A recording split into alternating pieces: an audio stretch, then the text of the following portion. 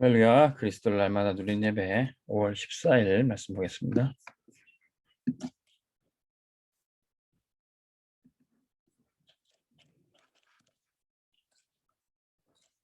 제목은 로마로 가는 길, 세계 복음화로.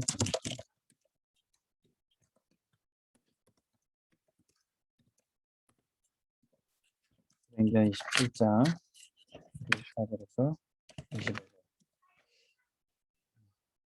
바울이 세계 복음화를 하러 가는 길은 그의 땅끝은 로마에 있습니다. 우리가 세계 복음화하기 위해 우리가 하나님의 인도를 받아 가야 될 땅끝이 어디입니까? 근데 그 가는 길에 엄청난 풍랑을 만났어요. 여러분들이 풍랑을 만난 적이 있으십니까? 풍랑을 만났다는 것은 단순히 어려운 일이 생겼다가 아니라 예전에 우리 세월호에 또 세월호에 우리 학생들이 그런 위기를 만난 것처럼 우리 해군 수병들이 천안함에 그 위기를 맞은 것처럼 사실은 피할 길이 없는 거예요. 육지에서야 위기를 만나면 도망이라도 갈 수 있는데 바다에서 풍랑을 만나면 피할 길이 없는 겁니다. 근데 우리 인생에 닥치는 재앙과 문제가 사실은 풍랑에 만난 것과 비할 수 없을 정도로 위기를 맞이한 거죠. 이 풍랑 속에 어떤 사람은 능력도 없고 또 실패했습니다. 바울이 로마로 가는 길에 이 배에 타 있을 때 여기는 실패자들 누가 있었으면 바울과 함께 죄수들이 있었어요. 이 실패자, 이 죄수들에게도 이 풍랑이 엄청난 위기가 됩니다. 또 그 배에는 실패자뿐만 아니라 성공자들이 있었어요. 죄수를 압송하는 로마 군인들, 또 그 배를 대는 우리 선주와 또 배를 조정하는 선장들, 이 사람들은 뭐 성공하고 잘 사는 것처럼 보이지만 이 풍랑 앞에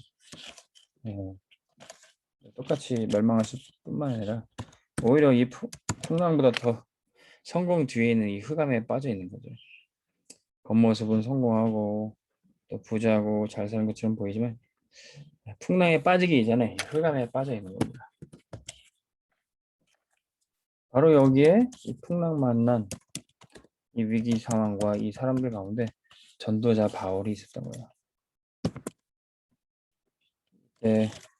전도자가 언약 붙잡고 기도할 때 하나님의 천사가 와서 말했어요. 바울아, 두려워 말라.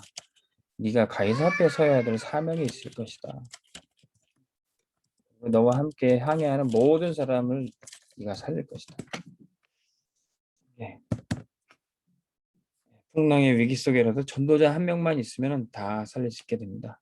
성공자나 실패자나 모든 사람에게 온 위기 가운데 전도자는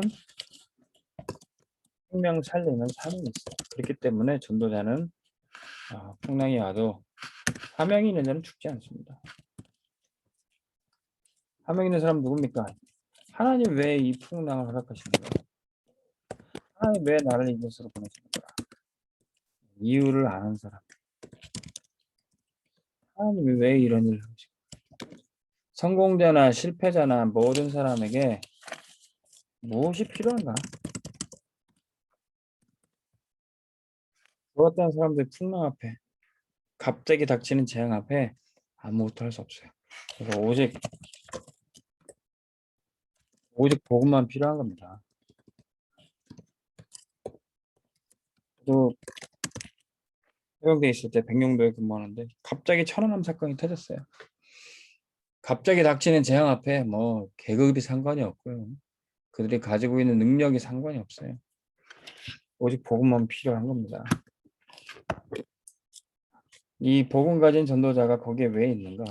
하나님이 복음 가진 전도자를 거기에 보내신 이유를 아는데, 렘넌트는 거기에 복음 가진 남은 자, 남을 자, 남는 자, 남길 자예요. 한명의 렘넌트 7명들이 다 이 이유를 알았고, 특별히 다윗.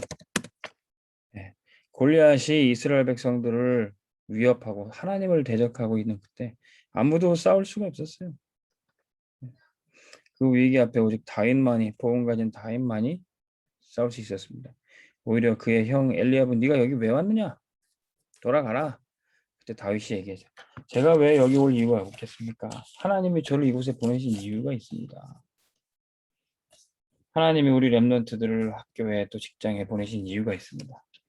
거기에 위기 만나고 풍랑 만나고 죽어가는 사람을 살리라고 보냈습니다.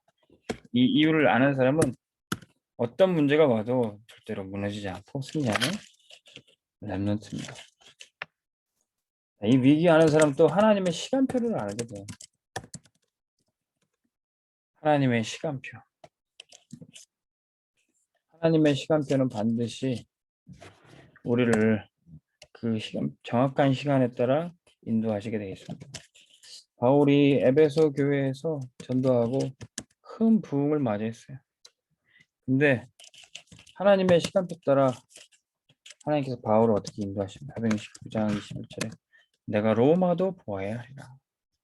에베소에 큰 부흥을 맞이하고 거기에 안주할 수 있었지만 하나님의 시간표는 바울을 로마로 인도하십니다.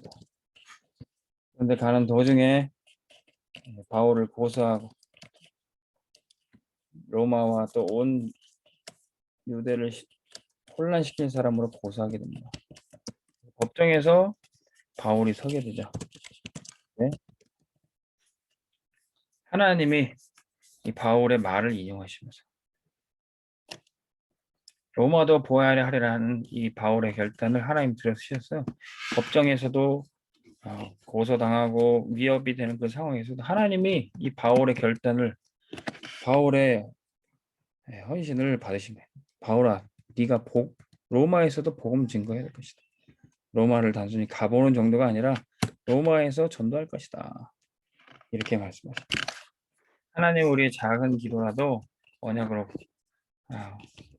우리의 결단과 헌신으로 받으시고 우리를 인도해 주신 겁니다. 그래서 법정에서도 충분히 무죄로 풀려날 수 있었지만 가이사에게 상소하게 됩니다. 오늘 말씀 사도행전 27장 24절 가이사에게 상소해서 로마로 압송되는 과정에 큰 풍랑을 만난 거예요. 풍랑 만나고 죽음의 위기에도 바울이 감당해야 될 사명은 변치 않았습니다. 오히려 하나님의 시간표는 차근차근 정확하게 진행되는 것입니다. 바울아 두려워하지 말라. 네가 가이사 앞에 서야 될 것이다. 하나님의 시간표와 이유를 아는 사람. 뭐 때문에 그것을 알려주십니까? 그 사람이 바로 복음을 전하는 사람이기 때문에 그렇습니다. 우리는 어디 가든지 복음을 전하는 사람이에요. 우리의 꿈과 우리의 계획을 이루는 사람이 아니라 어디 가든지 복음 전하기 위해서 가는 사람입니다. 사람들은 하나님의 말씀을 듣지 않고 사람의 말을 듣습니다. 성공한 사람들, 또 똑똑해 보이는 사람들의 말에 귀를 기울이고 나도 그렇게 성공할 수 있을까? 나도 그렇게 똑똑할 수 있을까? 거기에 현혹당합니다. 근데 사람의 말 들어서는 멸망당할 수밖에 없어요.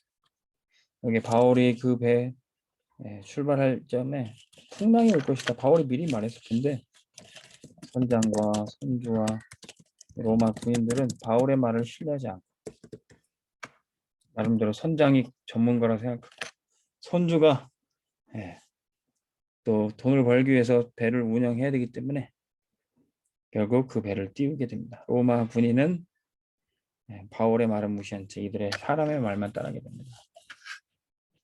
그러나 진짜 우리를 살리는 것은 하나님의 말씀입니다.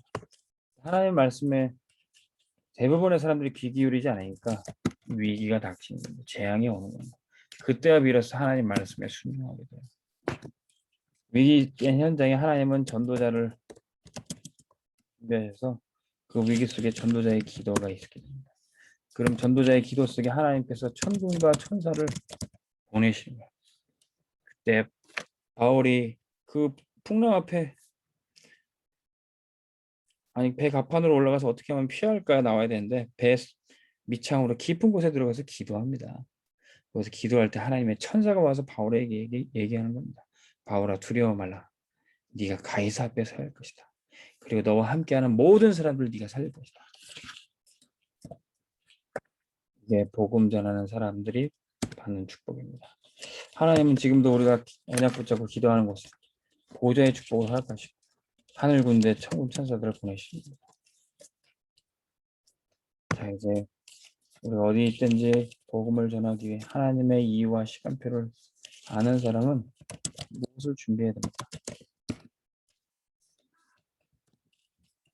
하나님은 우리에게 237을 붙여주실 겁니다.